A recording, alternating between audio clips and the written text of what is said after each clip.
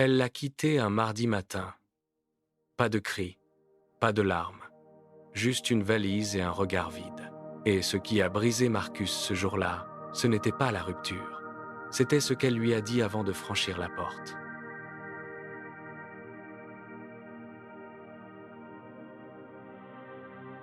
À 34 ans, Marcus cumulait postes de direction, réputation en béton et admiration de ses proches et collègues. Il avait tout construit. Pourtant, la femme de sa vie ne le sentait plus. Restez jusqu'au bout de cette histoire. À la fin, vous découvrirez les 3 erreurs qui ont détruit ce couple et que trop d'hommes commettent sans le savoir. Tout avait commencé 3 ans plus tôt.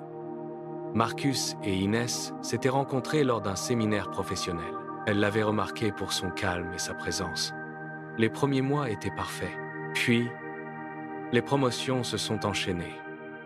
Chaque victoire professionnelle était célébrée, renforçant sa réputation. Les dîners en ville, les félicitations, les photos sur les réseaux, mais à la maison, tout changeait. Inès rentrait épuisée, tandis que lui restait scotché au téléphone. Elle lui parlait de ses dures journées. Il fixait son écran. Elle proposait la mer. Il répondait « bientôt, promis ». Un soir, elle avait posé la question directement. « Est-ce que tu es heureux avec moi ?» Marcus avait levé les yeux, sincèrement surpris. « Bien sûr. Pourquoi tu demandes ça ?» Elle avait pas répondu. Elle avait juste souri. Ce sourire qu'on fait quand on comprend qu'expliquer ne servirait à rien. Ce soir-là, quelque chose s'était éteint en elle. Pas brutalement, silencieusement. Comme une flamme qu'on ne nourrit plus. Ce que Marcus ne savait pas, ce que personne autour de lui ne savait, c'est qu'Inès avait tenu un journal. Pas pour se plaindre, pour comprendre. Pendant 10 à 8 mois, elle avait noté chaque moment où elle s'était sentie invisible. Chaque conversation avortée, chaque câlin qu'elle avait initié et qu'il avait rendu distraitement. Elle n'était pas en train de construire un dossier à charge. Elle cherchait une raison de rester.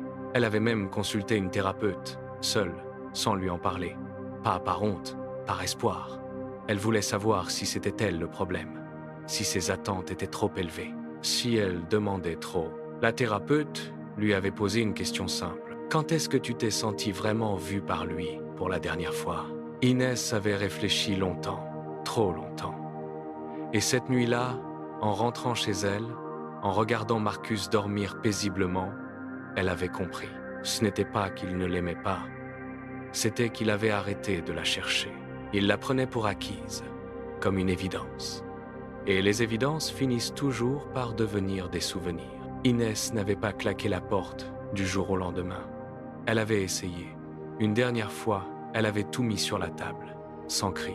Avec des mots choisis, pesés, honnêtes, elle lui avait dit qu'elle se sentait seule, que son succès à lui l'isolait à elle, que le couple ne pouvait pas vivre uniquement de respect mutuel, il lui fallait aussi de la chaleur.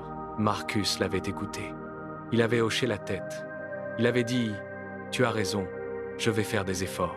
Et pendant 2 semaines, il avait fait des efforts.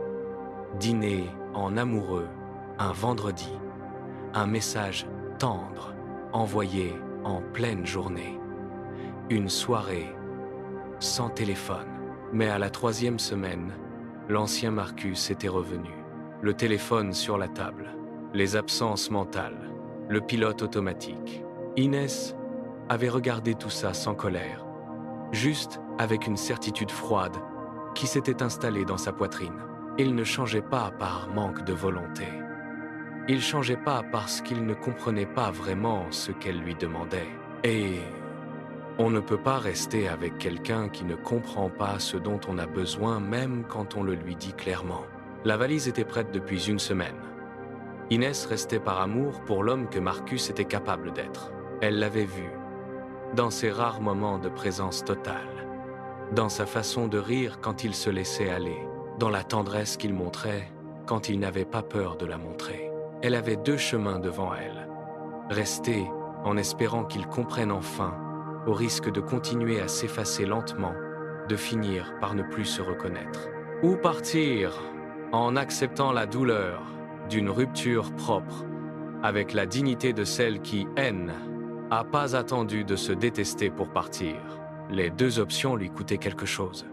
Une lui coûtait du temps, l'autre lui coûtait du courage. Et pendant ces derniers jours, elle avait regardé Marcus vivre ses appels importants, ses réunions, ses projets. Et elle avait réalisé une chose terrible. Dans tous ses plans d'avenir, elle ne se voyait plus. Elle était partie un mardi matin. Marcus avait mis 3 jours à comprendre que C était réel. Il avait appelé. Elle avait répondu, calmement, sans haine. Il avait demandé une chance. Elle lui avait dit qu'elle lui en avait déjà donné plusieurs. Il avait dit qu'il allait changer. Elle avait répondu doucement, « Je sais que tu le crois vraiment. » Et elle avait raccroché. Les semaines suivantes furent les plus dures pour Marcus. Pas à cause de la rupture, mais à cause du silence. Ce silence qui lui avait permis, pour la première fois depuis des années, de s'entendre penser, de regarder sa vie sans le bruit de ses succès.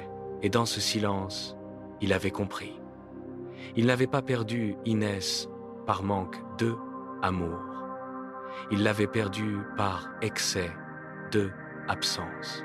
Il avait été présent partout au bureau, dans les dîners, dans les conversations importantes, sauf là où elle avait besoin qu'il soit, chez eux, avec elle, vraiment. Inès, elle, avait recommencé à dormir sans cette douleur sourde dans la poitrine. Elle ne l'avait pas oublié, mais elle s'était retrouvée, elle. Et parfois, partir est la seule façon de revenir à soi.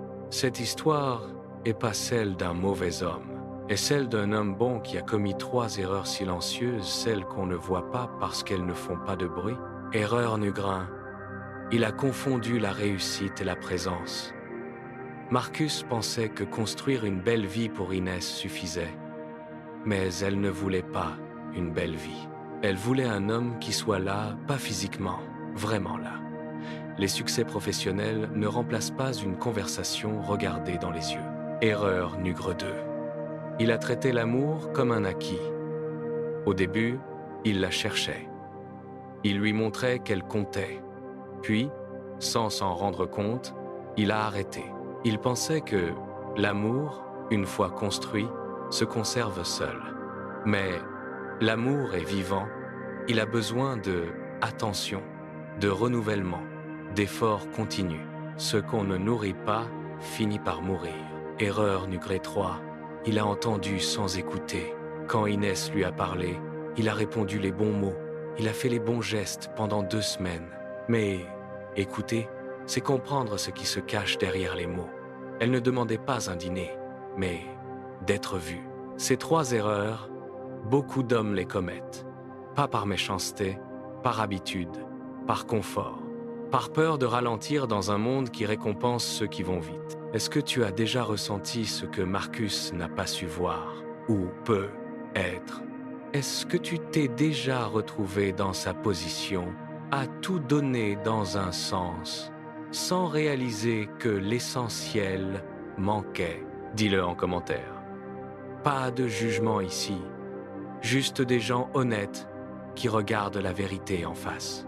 Si cette histoire t'a touché, si tu t'es reconnu, ou si tu as reconnu quelqu'un que tu aimes, alors partage-la, parce que parfois, une histoire au bon moment peut changer une conversation importante. Like cette vidéo si tu penses que Marcus aurait pu faire autrement. Abonne-toi si tu veux des histoires qui ne font pas que raconter, mais qui font réfléchir. À très vite.